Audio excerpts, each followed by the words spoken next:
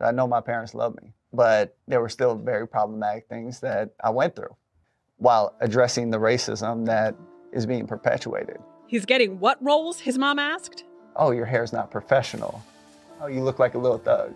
I see a very large amount of white people saying, wow, how ungrateful he is. I can't believe he calling his own mom who raised him a racist. All he does is play victim. The main problem is people listen with undertone racist views which cloud their perception to resist seeing things from another's point of view and hear what they are actually saying. He never said his parents were racist. He said they were perpetuating racism. Research what perpetuating behavior is. It means behaviors that likely extend or preserve a problem. And in most cases, the problems are inherited or subconsciously embedded in your mind from society or stereotypes.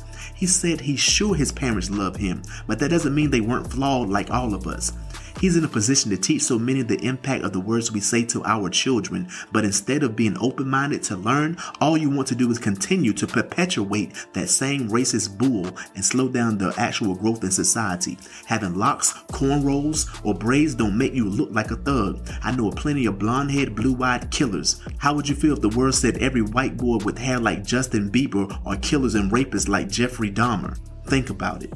Now for you black folks who all of a sudden don't know any better. When I got cornrows, my parents said the same thing. Exactly. They said, you look like a little thug out there, but take them cornrows out. You're going to get yourself shot. Saying your parents told you the same thing, to cut your hair off because you're going to mess around and get shot. They're going to think you a thug. Do you honestly think your black parents' sentiments were the same as his and came from the same place? Your parents were telling you that for preventative measures because they knew how a racist society criminalized black people unfairly. My mom told me to cut my hair off as well so I could get a job since so many passed up on me after in-person interviews. With the same credentials, I couldn't get a corporate job until I cut my braids off. The fact that it worked doesn't mean that it's ethically right.